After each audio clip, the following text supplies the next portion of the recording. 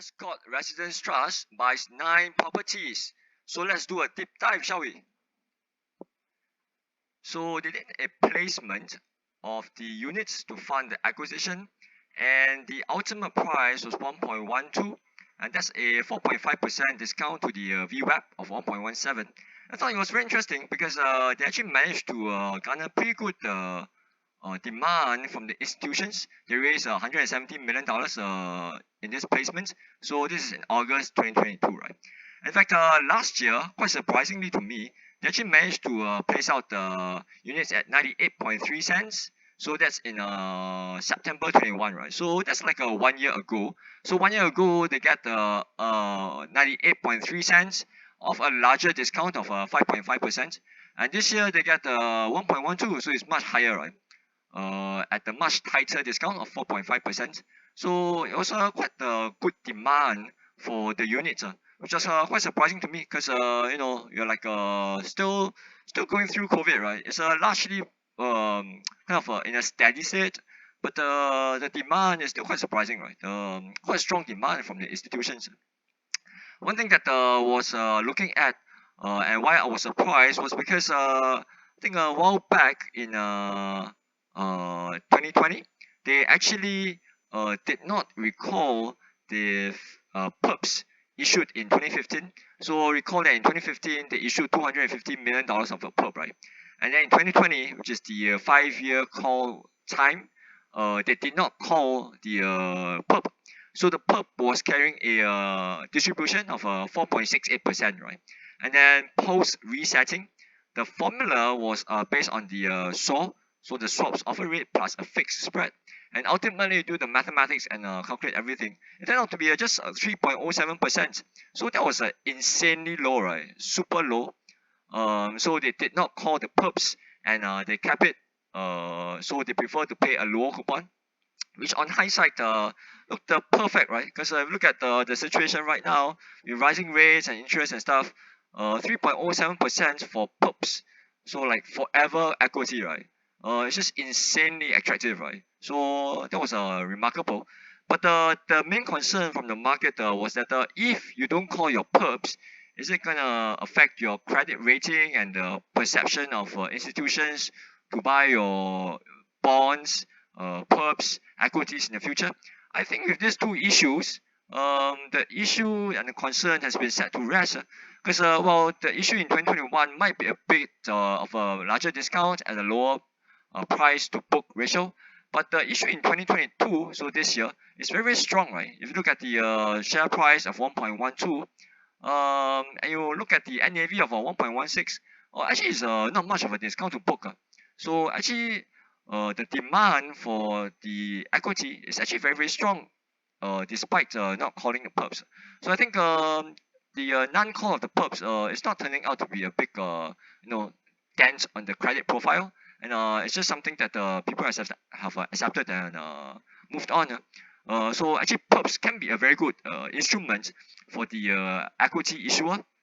So for the REITs that have issued perps, it might not be a bad thing. Because I think there's some pushback from the community about the usage of perps.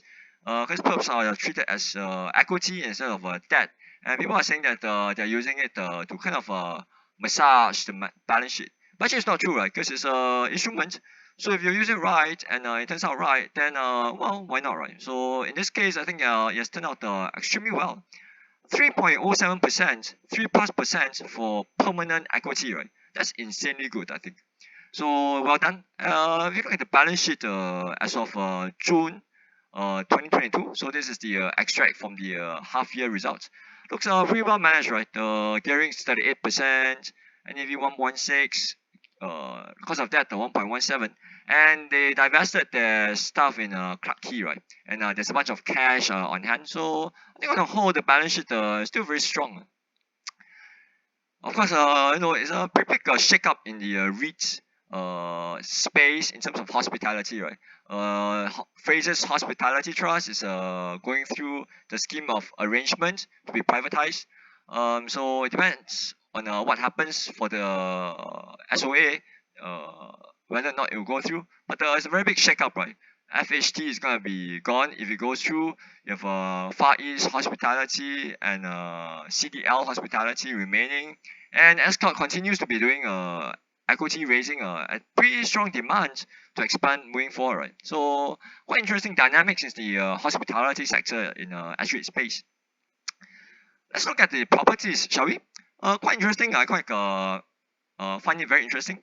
So actually, out of the 9 properties that they bought, the main thing was this guy in near Eiffel Tower, right? So near Champs Elysees in Paris. So it's an area I'm quite familiar with, having traveled there quite a fair bit. It's 43% of the acquired portfolio, so under a master lease. So the majority of the acquisition actually came from this fella. The rest of it was a mixed bag. So you have rental properties in Japan. You have PBSA, so purpose-built students accommodation in the US. So they're quite the additional stake over here. And then you have service residences in Australia and Vietnam. So a bit of a mixed profile. But I can see like it's a bit everywhere, right? Service residences, rental properties, rental housing, and PBSAs.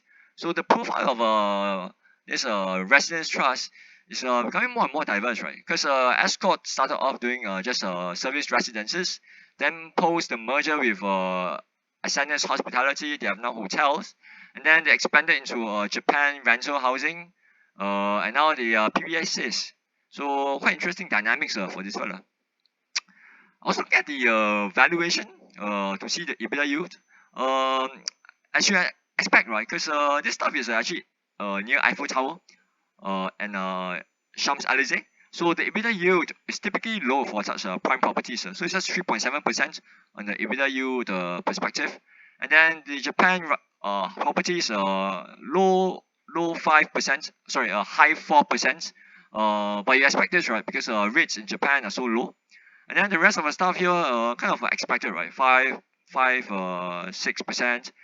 This stuff is quite interesting though. The stuff in Vietnam. So I think right now the EBITDA yield is 3.2%.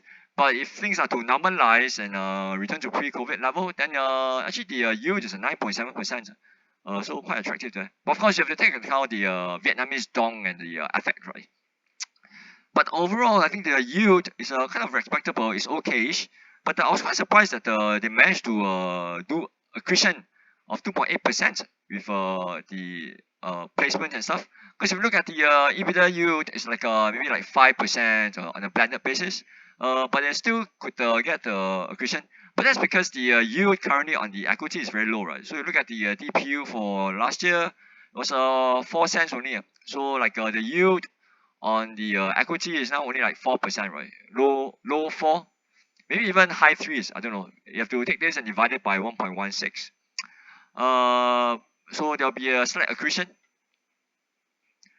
One thing though, quite interests me was what do you think will be the DPS or DPU going forward upon recovery? That's quite a fascinating question, right? If you look at the 5-year trend extracted from the annual report, actually pre-COVID, the Ascott Trust is actually able to get roughly like 7% DPU, right? Quite increasing levels, increasing trend. But of course, after that, they merged with AHT, right? So now you have hospitality. So post the merger, there was already a question of what would be the steady state DPS for the merged entity. And now you have 2020 and everything just got smashed, right? So, but of course, I think this is the bottom of it, the worst that can get already. And you can see that 2021 it recovered, which is kind of expected, right? Given this is like the bottom already. But the question though is this: where do you think is the DPU in the steady state? It's quite clear, I think, that this stuff is going to recover and go up. Given that this is really the worst it can get, that COVID is recovering and the travel and stuff. But what will be the steady state of the service residences? What will be the steady state of the hotels after the master lease restructurings and when would the tourists return in full force to the hotels? And after that, what will be the impact of the new acquisitions in the 2 new profiles of PBSAs and the Japan rental housings? So how will be the DPU going forward in view of everything, and when will it reach the steady state? So what and when?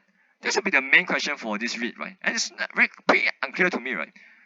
It's quite hard to do a forecast of what's going to happen, because these three numbers here are service residences alone, right? So if add in the profile of hotels, that's already difficult to project. Then the impact of COVID on hotels and service residences is another difficult thing. And the addition of rental housing and PBSAs, even more difficult to project. So I think that's the main thing for investors in this business trust. What will be the DPS in a steady state? And when will it reach steady state? That's of course is a question up for debate. I welcome a lot of comments if you have any on what your projections will be in the comment section. I'm looking forward to that. So if you like what you saw in this video, remember to subscribe, like,